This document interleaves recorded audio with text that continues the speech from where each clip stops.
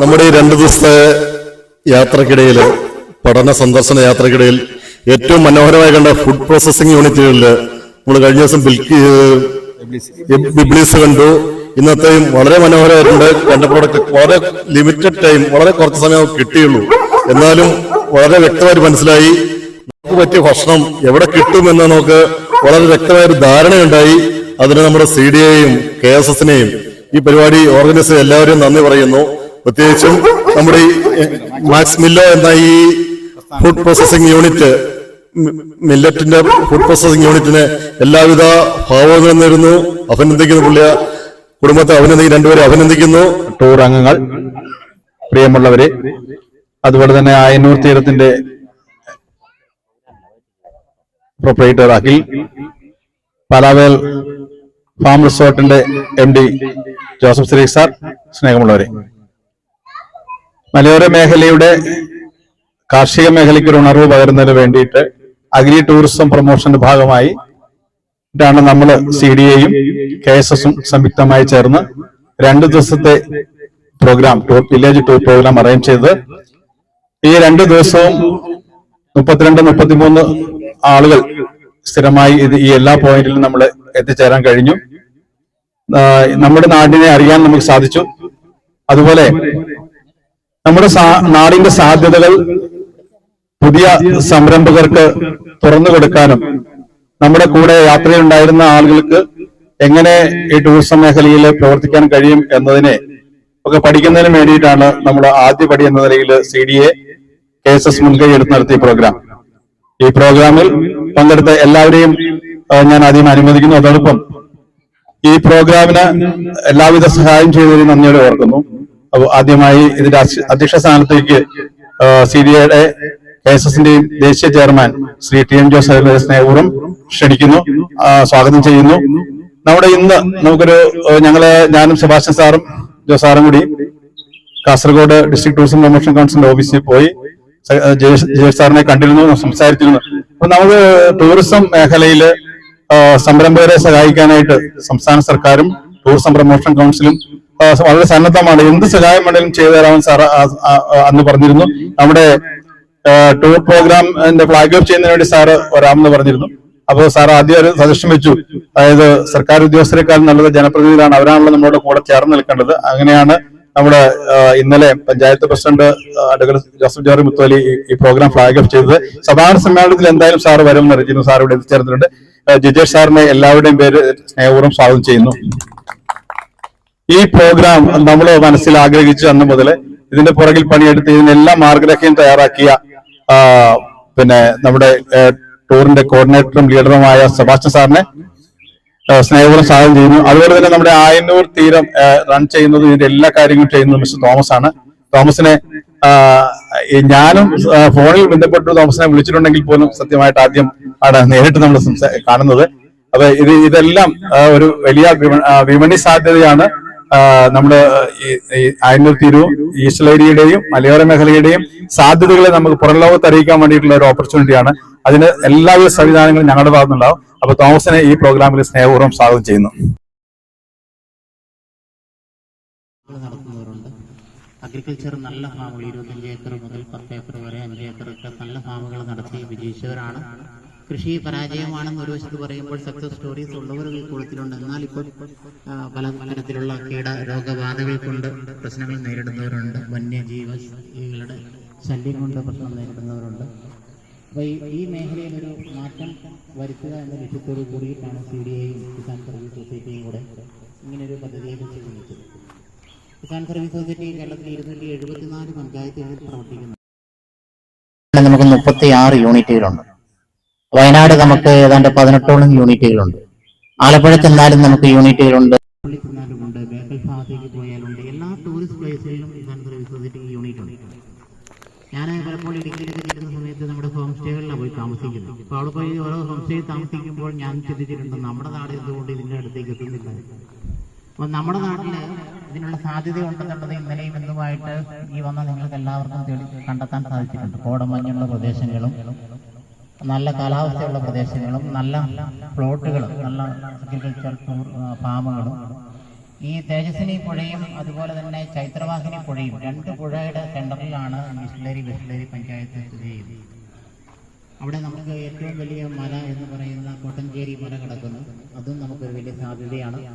ഇന്ന് രാവിലെ പോയ ഓടക്കല്ലി കേവ്, ഇങ്ങനെ നമ്മൾ നമ്മുടെ പ്രദേശത്തൂടെ യാത്ര ചെയ്യുമ്പോൾ നമ്മൾ മറ്റ് മൂന്നാറിൽ പോകുമ്പോഴോ അല്ലെങ്കിൽ തേക്കടി പോകുമ്പോഴോ അല്ലെങ്കിൽ വയനാട്ടിലെ പല സ്ഥലങ്ങളിൽ കൂടെ പോകുമ്പോൾ കാണുന്നതിനേക്കാൾ നല്ല കാഴ്ചകൾ, നല്ല വ്യൂ പോയിന്റുകൾ, സൂയിസൈഡ് പോയിന്റുകളൊക്കെ നമ്മൾ ഇന്നലെയും ഇതുമായിട്ട് കണ്ടു. ഇനി ഇത് ഉള്ള ആൾക്കാരെ നമുക്കൊന്ന് പ്രചോദനം കൊടുത്ത് അവരെ കൊണ്ട് കൂടുതൽ ആ മേഖലയിൽ ഇൻവെസ്റ്റ്മെന്റ് നടത്തി അവരെ പ്രൊമോട്ട് ചെയ്യാന്നുള്ളതാണ് കിസാൻ സർവീസ് സൊസൈറ്റിയുടെയും CDAയുടെയും ലക്ഷ്യം. ഒരിക്കലും ഇതിൽ നിന്നൊരു വരുമാനമല്ല CDAയും കിസാൻ സർവീസ് സൊസൈറ്റിയും ചെയ്യുന്നത്. ഇത് രണ്ടും സോഷ്യൽ ഓർഗനൈസേഷനാണ്. വരുമാനം ഉണ്ടാക്കാൻ വേണ്ടിയിട്ടല്ല, ജനങ്ങളെ സഹായിക്കാൻ വേണ്ടിയിട്ടാണ്. കാരണം ഇന്ത്യ ഗവൺമെന്റിന്റെ 54 ഡിപ്പാർട്ട്മെന്റുകളുടെ പദ്ധതികൾ ഏറ്റെടുത്ത് നടപ്പിലാക്കാൻ പെർമിഷൻ തന്നിരിക്കുന്ന, ഇന്ത്യ ഗവൺമെന്റ് പെർമിഷൻ തന്നിരിക്കുന്ന 2 ഏജൻസിയാണ്, ഒന്ന് CDAയും ഒന്ന് കിസാൻ സർവീസ് സൊസൈറ്റി. നമ്മൾ സാധാരണ കർഷകർ പോകുന്നത് ഒരു കൃഷിഭവനിലായിരിക്കും അല്ലെങ്കിൽ മൃഗാശുപത്രിയിലായിരിക്കും. ഈ 2 ഡിപ്പാർട്ട്മെന്റ് കഴിഞ്ഞ് മറ്റൊരു ഡിപ്പാർട്ട്മെന്റിലേക്ക് ഇരിക്കുന്നതിൽ എത്ര പേര് പോയിട്ടുണ്ടെന്ന് എനിക്ക് അറിഞ്ഞുകൂടെ. ചിലർ ഫുഡ് പ്രോസസിംഗ് മിനിസ്ട്രി വരെ പോയിട്ടുണ്ടാകും. എന്നാൽ 54 സെൻട്രൽ മിനിസ്ട്രികൾ നമ്മളെ സഹായിക്കും. അതാണ് ഈ NGOസിന്റെ ഒരു പ്രത്യേകത. അതുകൊണ്ട് എല്ലാ മിനിസ്ട്രിയുടെ ഭാഗത്തു നിന്നും നമുക്ക് ഹെൽപ്പ് കിട്ടും, സാമ്പത്തികമായ സഹായം കിട്ടും, പ്രൊജക്റ്റുകൾ കിട്ടും, ഫണ്ടിങ് സംവിധാനങ്ങളുണ്ട്, സബ്സിഡി സ്കീമുകളുണ്ട്. അപ്പോൾ ഇവയെ നമ്മുടെ ഗ്രാമത്തിൽ കൊണ്ടുവരണമെങ്കിൽ ഇവിടെ നല്ലൊരു ഇതിനോട് താല്പര്യമുള്ള ഒരു ടീം വരണം. ഇപ്പോൾ കേരളത്തിൽ ഞാൻ ഈ പോയ സ്ഥലത്ത് ഞാനിപ്പോൾ സാറിനോട് പറഞ്ഞു, കേരളത്തിൽ ഏറ്റവും കൂടുതൽ കൃഷി ചെയ്യുന്നത് ആരാണെന്ന് ചോദിച്ചാൽ റിട്ടയർഡായ അധ്യാപകരും റിട്ടയർഡായ ഉദ്യോഗസ്ഥരും. കൃഷിക്കാരെല്ലാം കൃഷി മേഖലയിൽ നിന്ന് മാറിയപ്പോൾ റിട്ടയർഡായവർ മുഴുവൻ കൃഷി മേഖലയിലേക്ക് വന്നിട്ടുണ്ട്. അവർ വന്നിട്ട് പൈസ ഇൻവെസ്റ്റ് ചെയ്ത് നല്ല ടെക്നോളജി ഉപയോഗിച്ച് കൃഷി ചെയ്യും. മെക്കനൈസേഷൻ കൃഷിയാണ് അവർ ചെയ്യുന്നത്. അവർക്ക് അവരുടെ പാടങ്ങൾ ഞാൻ ഈ പോകുന്ന സ്ഥലത്തെല്ലാം കാണാറുണ്ട്. ഇങ്ങനെയുള്ളവരുടെ സ്ഥലത്ത് ചെന്നാൽ കാണാൻ നല്ല ആകർഷകമല്ല. സാർ സൂചിപ്പിച്ചതുപോലെ തന്നെ ഞാൻ 3ാമത്തെ തവണയാണ് ഇവിടെ എത്തുന്നത്. പല കാരണങ്ങൾ കൊണ്ട് 2 യോഗങ്ങളിൽ ഇതുവരെ പങ്കെടുക്കാൻ വേണ്ടി പറ്റിയിട്ടില്ല. ഒരുപക്ഷെ കഴിഞ്ഞ മാസം ടൂറിസം വകുപ്പ് വിഷൻ 2031 എന്ന പരിപാടി ഇടുക്കി വാഗമണിൽ വെച്ചിട്ട് കുട്ടിക്കാനത്ത് വെച്ചിട്ടായിരുന്നു നടന്നത്. ആ പരിപാടി പങ്കെടുത്തിട്ടുണ്ടായിരുന്നു. അതിന്റെ ഭാഗമായി ഞങ്ങൾക്ക് ഒഫീഷ്യൽസിനുള്ള സ്റ്റേ, ഒരു ഹോം സ്റ്റേ, വാഗമണിലെ ഒരു ഹോം സ്റ്റേയിലാണ് ഉണ്ടായിരുന്നത്. ഇതുപോലെ തന്നെയുള്ള ഒരു കുന്നിൻ പ്രദേശം, പ്രത്യേകിച്ച് വലിയ മാറ്റങ്ങളൊന്നുമില്ല. കുറെ കൂടി മൊട്ടക്കുന്നുകൾ കൂടുതലാണ് എന്നുള്ളത് മാത്രമാണ് ആകെ വ്യത്യാസമുള്ളത്. അവിടെ ഞങ്ങൾ താമസിച്ച ഹോം സ്റ്റേ എന്ന് പറഞ്ഞത് ഒരു വീട്ടുകാരൻ മാത്രമാണ് അവിടെ താമസമുള്ളത്. ബാക്കി അവരുടെ മക്കളൊക്കെയും പുറത്ത് പല രാജ്യങ്ങളിലായി തന്നെ നിൽക്കുന്നതാണ്. അവസാനം ഒരു സാധ്യത എന്നുള്ള രീതിയിലേക്ക് അവര് 2 റൂം ഇതേപോലെ തന്നെ സോൾഡ് ഔട്ട് ചെയ്യാൻ വേണ്ടിയിട്ട് നിശ്ചയിച്ചു. ടൂറിസം വകുപ്പിന്റെ അക്രഡിറ്റേഷനോടുകൂടി ഇന്ന് പ്രവർത്തിക്കുന്നു. വാഗമണിലെ ഒരു റൂമിന്റെ റേറ്റ് എന്ന് പറഞ്ഞത് അവരെ പൂളടക്കമുള്ള ഒരു വില്ലയായിട്ടാണ് അവർ കൺവേർട്ട് ചെയ്തിട്ടുള്ളത്. ഏകദേശം ഞങ്ങൾക്ക് അന്ന് സൗജന്യമായിട്ടാണ് അവരെ തന്നിട്ടുള്ളതെങ്കിൽ പോലും ഏകദേശം 7,500 രൂപ ഒരു നൈറ്റിന്, പ്രത്യേകിച്ച് റെന്റ് വാങ്ങിക്കുന്ന രീതിയിലേക്ക് വരുന്നു എന്നുള്ളതാണ് ഞാൻ പറഞ്ഞു വരുന്നത്. വാഗമൺ എന്താണോ അതിനേക്കാൾ കൂടുതൽ മനോഹരമാണ് നമ്മുടെ ചിറ്റാരിക്കാലി ഈ പ്രദേശങ്ങളെല്ലാം തന്നെയും. സാറ് സൂചിപ്പിച്ചിട്ടുള്ള ചെറുപുഴ പഞ്ചായത്ത് എന്ന് പറഞ്ഞത്, ഞാൻ 3 വർഷം കണ്ണൂരിൽ ഉണ്ടായിരുന്നു. ചെറുപുഴ പല പ്രൊജക്ടുകളുമായി ബന്ധപ്പെട്ട് ചെറുപുഴയും എത്തിയിട്ടുണ്ട്. പിന്നെ ഈ ഭാഗത്തേക്ക് പുതുതായിട്ടാണ് വരുന്നത്. ടൂറിസം വകുപ്പ്, ഞാൻ അധികം നീട്ടുന്നില്ല, ഒരു 5 മിനിറ്റ് കൊണ്ട് പരമാവധി ഷോർട്ട് ചെയ്തിട്ട് ഞാൻ പറയാം. നമുക്ക് ഡയറക്റ്റ് ടൂറിസത്തിലേക്ക് ഇൻവെസ്റ്റ്മെന്റ് എന്ന് പറഞ്ഞതിൽ ഏറ്റവും ഈസി ആയിട്ട് ചെയ്യാൻ വേണ്ടി പറ്റുന്നത് നമ്മുടെ വീടിനെ തന്നെയാണ്. അതിനുള്ള ഒരു പ്രധാനമായിട്ടുള്ള പദ്ധതിയായിട്ട് വരുന്നത് ഹോം സ്റ്റേസ് ആണ്. സ്വന്തം വീട്ടിൽ പഞ്ചായത്ത് ഇലക്ഷന് ശേഷം ഒരു 1 ഡേ സെമിനാർ നമുക്ക് ഇവിടെ തന്നെ CDAയുടെ ഓഫീസുമായി കണക്ട് ചെയ്തുകൊണ്ട് നമുക്ക് ചെയ്യാം. ഇവിടെയുള്ള കുടുംബങ്ങളിൽ ഒരു റൂമെങ്കിലും ഗസ്റ്റിനെ താമസിപ്പിക്കാൻ തയ്യാറുള്ള ആളുകൾക്ക് സ്വന്തം വീട് തന്നെ കൺവേർട്ട് ചെയ്തുകൊണ്ട് ഹോം സ്റ്റേ ആക്കാം. അങ്ങനെ സക്സസ്ഫുൾ ആയിട്ടുള്ള മോഡൽ തന്നെ ജോയിയുടെ, നിങ്ങൾ ജോയിന്റെ വീട്ടിൽ പോയി എന്ന് ഞാൻ മനസ്സിലാക്കുന്നത്, അവിടെയുള്ള ഒരു ഹോസ്പിറ്റാലിറ്റി, വേറെ ഒന്നുമല്ല, റൂമും കാര്യങ്ങളൊന്നും ഞാൻ പറയുന്നില്ല, ഹോസ്പിറ്റാലിറ്റി മാത്രമാണ് നമ്മുടെ അസറ്റ്. നിങ്ങൾ എല്ലാവരും തന്നെ ജോയിയേട്ടനെ പോലെ തന്നെയാണ്, കർഷകരാണ്, കാര്യങ്ങളൊക്കെ കൃത്യമായ ആളുകളോട് കമ്മ്യൂണിക്കേറ്റ് ചെയ്യുന്നതാണ്. ജോയിയേട്ടന്റെ ഗസ്റ്റ് ഒക്കെ വരുന്നത് മിക്കവാറും കർണാടകയിൽ നിന്നുള്ള ആളുകൾക്ക് തന്നെയാണ്, അതായത് നമ്മുടെ തനി മലയാളികളായിട്ടുള്ള ആളുകളല്ല. അങ്ങനെയുള്ള ഒരുപാട് ആളുകളെ ജോയിയേട്ടന് കൊണ്ടുവരാൻ പറ്റുമെങ്കിൽ നിങ്ങൾക്ക് ഇവിടെയുള്ള എല്ലാ ആളുകൾക്കും ഹോം സ്റ്റേ എന്നുള്ളത് ഒരു പ്രധാനമായിട്ടുള്ള ഇതാണ്. അഥവാ നിങ്ങളുടെ വീട്ടിൽ ആളുകളില്ല എങ്കിൽ താമസമില്ല എങ്കിൽ അതിനെ സർവീസ്ഡ് വില്ല എന്നുള്ള കാറ്റഗറിയിൽ നമുക്ക് കൊണ്ടുവരാൻ വേണ്ടി പറ്റും. ഇതിന്റെയൊക്കെ പ്രത്യേകത എന്ന് പറയുന്നത് പ്രത്യേകിച്ച് മൈസൂരാണെങ്കിലും കൂർഗാണെങ്കിലും കുടകാണെങ്കിലും അവിടെ നിന്നൊക്കെയുള്ള ആളുകൾ എന്നുള്ളത് ബീച്ച് കാണാൻ വേണ്ടിയിട്ട് എപ്പോഴും ബേക്കലിലേക്കോ അല്ലെങ്കിൽ ഈ പറയുന്ന ബീച്ച് സൈഡിലേക്ക് ആളുകൾ വരുന്നത്. അവർക്ക് പോകുന്ന വഴിക്കുള്ള ഒരു എൻട്രി പോയിന്റ് അല്ലെങ്കിൽ സ്റ്റേ ചെയ്യാനുള്ള ഒരു അവസരം എന്നുള്ള രീതിയിലേക്ക് നമ്മുടെ ഹിൽ സ്റ്റേഷൻസ് എന്ന് പറയുന്നത് എല്ലാ സമയത്തും അവർ ആഗ്രഹിക്കുന്നുണ്ട് എന്നുള്ളതാണ്. അതുകൊണ്ടാണ് റാണിപുരം ഇന്ന് കാസർഗോഡ് ജില്ലയിലെ തന്നെ ഡെവലപ്ഡ് ആയിട്ടുള്ള ഒരു ഡെസ്റ്റിനേഷൻ ആയിട്ടുള്ളത്. നമുക്ക് റാണിപുരത്തിനും അതോടൊപ്പം തന്നെ ബേക്കലിനും അപ്പുറത്ത് വലിയ പറമ്പ് ഒരു പ്രധാനമായിട്ടുള്ളതാണ്. അതിനൊരു ടൂറിസം പൊട്ടൻഷ്യൽ ഉണ്ട് എന്ന് തന്നെയാണ് ഞാൻ മനസ്സിലാക്കുന്നത്. അത് തന്നെ ഒരു പാക്കേജ് ആയിട്ട് CDയുടെ ഭാഗമായിട്ടോ അല്ലെങ്കിൽ അതിന് നിങ്ങൾക്കൊരു ടൂർ ഓപ്പറേഷൻ വിങ് എന്നുള്ള രീതിയിലേക്ക് ഇതുണ്ട്. സ്ഥിരമായിട്ട് തന്നെ ഇതിനെ ആളുകളെ കൊണ്ടുവരാൻ വേണ്ടി പറ്റുന്ന ഒരു ഫിക്സഡ് ആയിട്ടൊരു പാക്കേജ് എന്നുള്ള രീതിയിലേക്ക് നമുക്ക് കൊണ്ടുപോവുക എന്നുള്ളതാണ് നമുക്ക് ചെയ്യാനുള്ളത്. അതിന് ഏറ്റവും നന്നായിട്ട് നമുക്ക് അതിനെ സോഷ്യൽ മീഡിയയിലൂടെയും അതോടൊപ്പം തന്നെ നിങ്ങളുടെ വെബ്സൈറ്റ് വഴിയൊക്കെ മാർക്കറ്റ് ചെയ്തുകൊണ്ട് ഒരു സർട്ടൻ എമൗണ്ട് ഫിക്സഡ് ആയിട്ടുള്ള റേറ്റ് അല്ലെങ്കിൽ അതിനകത്ത് നമ്മളെപ്പോഴും ഈ പറഞ്ഞൊരു എമൗണ്ട് ഒരു പാക്കേജ് ഉള്ളതുകൊണ്ട് ആളുകൾ വരണമെന്നില്ല. ആളുകൾ വരണമെങ്കിൽ നമുക്ക് പ്രധാനമായും ടൂർ ഓപ്പറേറ്റേഴ്സിനെ പ്രത്യേകിച്ച് ടൂർ ഓപ്പറേറ്റേഴ്സിനെ അതോടൊപ്പം തന്നെ ഡിഫറെന്റ് ആയിട്ടുള്ള മേക്ക് മൈ ട്രിപ്പ് പോലെയുള്ള ഓൺലൈൻ ട്രാവൽ പോർട്ടൽസ് ഉണ്ട്. അങ്ങനെയുള്ള ആളുകളെ നമ്മൾ കണക്ട് ചെയ്തിട്ട് അതിന്റെ മാർക്കറ്റിംഗിന് വേണ്ടിയിട്ട് തന്നെ നമ്മൾ ഒരു 20% ഫണ്ട് മാറ്റി വെച്ചാൽ മാത്രമാണ് ആളുകൾ ഇവിടെ എത്തിക്കാൻ വേണ്ടി പറ്റുക. നിങ്ങളുടെ കയ്യിൽ അസറ്റ് ഉണ്ടല്ലേ ടൂർ പാക്കേജ് ഉള്ളതുകൊണ്ട് ആളുകൾ ഈ ടൂർ പാക്കേജിലേക്ക് എത്തില്ല. ആളുകൾ അറിയണം എന്നതാണ്. അതും ഇവിടെയുള്ള ആളുകളല്ല അറിയേണ്ടത്, പുറത്തുനിന്നുള്ള ആളുകളെ അറിയണം. അപ്പോൾ അവിടെയാണ് നിങ്ങൾ മാർക്കറ്റ് ചെയ്യേണ്ടത്. എവിടെയാണോ എറണാകുളത്തോ അല്ലെങ്കിൽ ബാംഗ്ലൂരോ ഉള്ള ആളുകളെ നമ്മൾ അവിടെ പോയിട്ട് മാർക്കറ്റ് ചെയ്യുമ്പോൾ മാത്രമാണ് അവിടെ നിന്ന് ആളുകളെ നമുക്ക് ഇങ്ങോട്ടേക്ക് കൊണ്ടുവരാൻ വേണ്ടി പറ്റുക. പിന്നെ തെയ്യം ഈ ഒരു സീസൺ ആരംഭിച്ചു, തുലാപത്ത് കഴിഞ്ഞു, തെയ്യത്തിന്റെ സമയമാണിത്. അതുകൊണ്ട് തന്നെ തെയ്യത്തിലേക്ക് പ്രധാനമായും അമ്പലങ്ങൾ കാവുകളിലേക്ക് തെയ്യവുമായി ബന്ധപ്പെട്ടുള്ള ആളുകളെ ഇങ്ങോട്ടേക്ക് ഇൻവൈറ്റ് ചെയ്യാൻ വേണ്ടി നമുക്ക് പറ്റണം. തെയ്യത്തെയും കൂടി നമ്മുടെ പാക്കേജിലേക്ക് ഉൾക്കൊള്ളിക്കാൻ വേണ്ടി പറ്റിയാൽ അത് നല്ല രീതിയിലേക്ക് പ്രത്യേകിച്ച് കേരളത്തിന് പുറത്തുള്ള ആളുകളെ നമുക്ക് ഇങ്ങോട്ടേക്ക് അട്രാക്ട് ചെയ്യാൻ വേണ്ടി പറ്റുമെന്നുള്ളതാണ്. പിന്നെ അയനൂർ തീരം നിങ്ങൾ കണ്ടു കഴിഞ്ഞു എത്ര ബ്യൂട്ടിഫുൾ ആയിട്ടാണ് ഇത് ചെയ്തു വെച്ചിട്ടുള്ളതെന്ന് അറിയാം. കുറച്ചൊരു ഗ്രൂപ്പ് ഓഫ് പീപ്പിൾ ഇത് ഇങ്ങനെയുള്ളൊരു ഉദ്യമത്തിന് വന്നു എന്നുള്ളതാണ്. അപ്പോൾ നമുക്കിവിടെയുള്ള ഈ മുഴുവൻ പുഴയും തേജസ്വിനി പുഴയും നമുക്ക് എന്താണ്ടത് ഈ അയനൂർ തീരം പോലെയുള്ളതല്ല.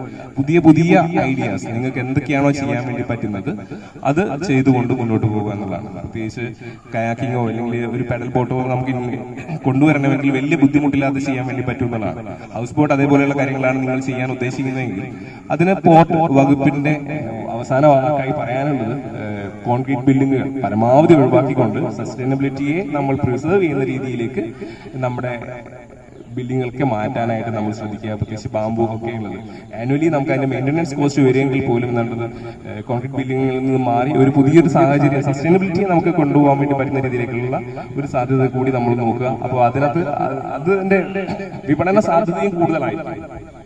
ഓക്കെ, ഒരിക്കൽ കൂടി പറഞ്ഞുകൊണ്ട് താങ്ക് യു. നമുക്ക് സാറിനോട് ചോദ്യങ്ങൾ ചോദിക്കാൻ സമയം തരാം. നമ്മളിപ്പോൾ വന്ന് നിൽക്കുന്നത് ഈ പ്രോപ്പർട്ടി എന്ന് പറയുന്നത് ഈ അഖിലും തോമച്ചനും ഒക്കെ കൂടി നടത്തുന്ന ഒരു പ്രോപ്പർട്ടിയാണ്. അപ്പോൾ ഇവിടത്തേക്ക് നമ്മൾ ഇന്ന് എത്തിയിട്ടുണ്ട്. നമ്മുടെ സ്വാമൻ ഇവിടെയാണ് നടക്കുന്നത്. ഇവിടെ ഈ നമ്മുടെ ഇസ്ലാരി ഗ്രാമത്തിൽ ഇങ്ങനെ ഒരു പദ്ധതി ഇവർ ചെയ്ത് നടപ്പിലാക്കിയതുകൊണ്ടാണ് നമുക്കിവിടെ വന്നിരിക്കാൻ പറ്റിയത്. അപ്പോൾ ഈ അഖിലിനെയും തമാശിനെയും ഇവരുടെ ടീമങ്ങളെയൊക്കെ പ്രത്യേകം പ്രശംസിക്കുന്നു. നമ്മുടെ ഈ പഠനയാത്രയ്ക്ക് ഇവരുടെ ഇവിടെ ഈ സമയം തന്നതിന് പ്രത്യേകം നന്ദിയും പറയുന്നു. അപ്പം നമുക്ക് അഖിലിനെ ഒന്ന് കേൾക്കാം. അതിനുശേഷം നമുക്ക് സാറിനോടുള്ള സംശയങ്ങൾ നിങ്ങൾക്ക് ചോദിക്കുകയും ചെയ്യും. ഹലോ, നമ്മൾ ആദ്യം ഇതൊരു സൊസൈറ്റി പോലെ ഫോം ചെയ്തിട്ടാണ് ഇങ്ങനെ ഒരു ആശയത്തിലേക്ക് കിടക്കുന്നത്. നമ്മളൊരു 4 പേര് കൂടി ഒരു സൊസൈറ്റി ആദ്യം ഉപയോഗിച്ചു. അപ്പോൾ നമ്മുടെ ലക്ഷ്യം ഇവിടെ തന്നെ ഒരു 10ഓളം ഡെസ്റ്റിനേഷൻ ഐഡന്റിഫൈ ചെയ്ത് അത് അതിന്റെ വേണ്ട ഇൻഫ്രാസ്ട്രക്ചർ ക്രിയേറ്റ് ചെയ്യുക, സഞ്ചാരികളെ ആകർഷിക്കുക എന്നാണ്. എങ്കിൽ മാത്രമേ നമുക്ക് ഈ റിസോർട്ട്സ്, ഹോം സ്റ്റേ തുടങ്ങിയിടത്തേക്ക് എല്ലാ ആളെ കിട്ടും. ഇപ്പം നമ്മൾ വയനാടൊക്കെ പോവുകയാണെങ്കിൽ തന്നെ നമുക്ക് ഒരു ഡെസ്റ്റിനേഷനിൽ നിന്ന് അടുത്ത ഡെസ്റ്റിനേഷനിലേക്ക് പോകണമെങ്കിൽ ഒരു 40 കിലോമീറ്റർ 20 കിലോമീറ്ററോളം സഞ്ചരിക്കണം.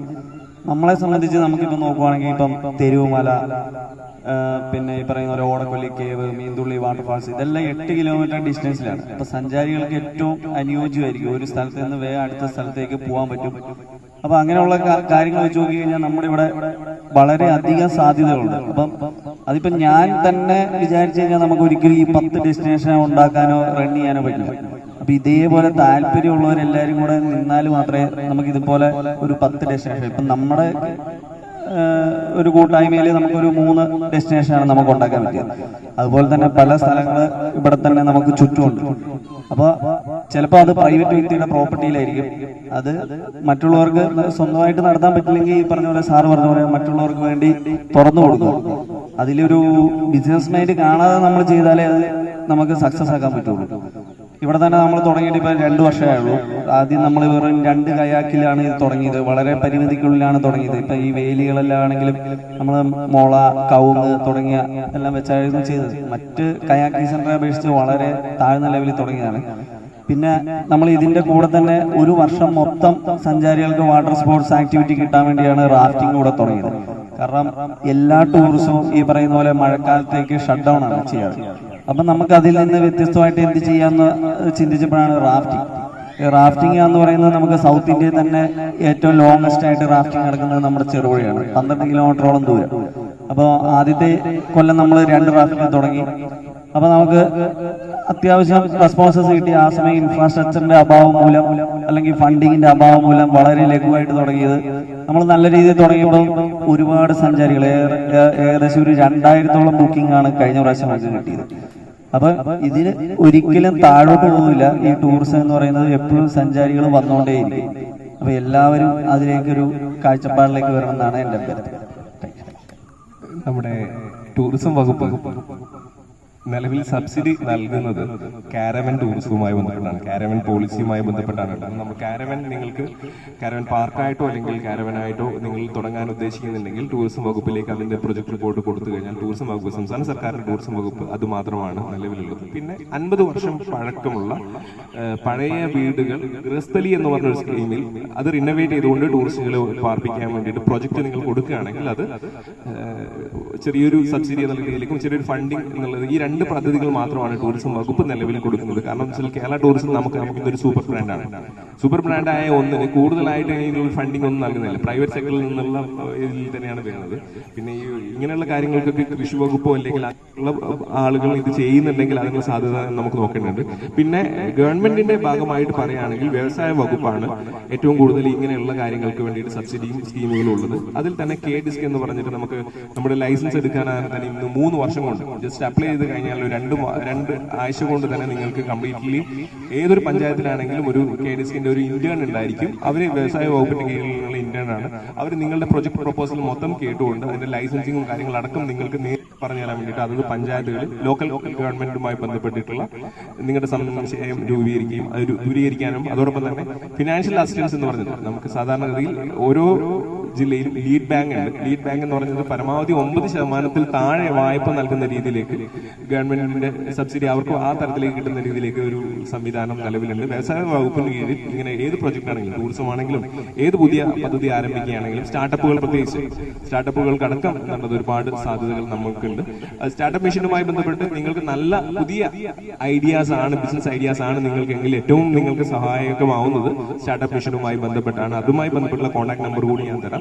നിങ്ങൾക്ക് പുതിയ ഒരു ഐഡിയ നിങ്ങൾക്ക് പിച്ച് ചെയ്യാനുണ്ടെങ്കിൽ അതിന് നിങ്ങൾക്ക് എന്തായാലും ഡെഫിനറ്റ്ലി ഗവൺമെന്റ്, കേന്ദ്ര ഗവൺമെന്റും കേരള ഗവൺമെന്റും ഒരേപോലെ തന്നെ മുന്നോട്ട് പോകുന്ന പദ്ധതികളാണ് സ്റ്റാർട്ടപ്പ് മിഷനുമായി ബന്ധപ്പെട്ടിട്ടുള്ളത്. അതുമായി ബന്ധപ്പെട്ട് ഡിസംബർ 21-ാം തീയതി LBS കോളേജിൽ ഒരു 1 ഡേ വർക്ക്ഷോപ്പ് സ്റ്റാർട്ടപ്പ് മിഷനിൽ നടക്കുന്നുണ്ട്. ആർക്കെങ്കിലും താല്പര്യമുണ്ടെങ്കിൽ അതിനകത്ത് 700 രൂപ അത്രയാണ് അതിന്റെ രജിസ്ട്രേഷൻ ഫീ ഉള്ളത്.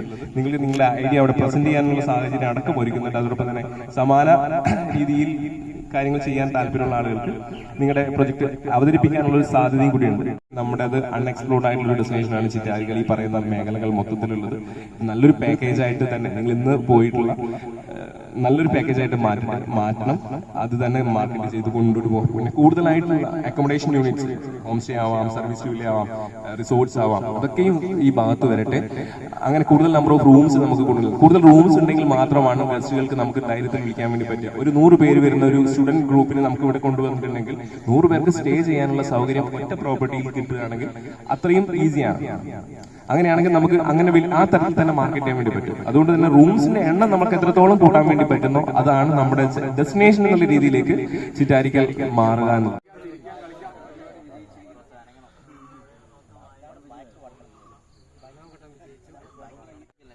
ബൈക്ക് വാട്ടറാന്ന് പറഞ്ഞാൽ അങ്ങോട്ട് പോയേക്കുന്നത്, ബൈക്കിലേക്ക് പോയി ബൈക്ക് വാട്ടർ വേണം പറഞ്ഞാൽ വിടാൻ മതി.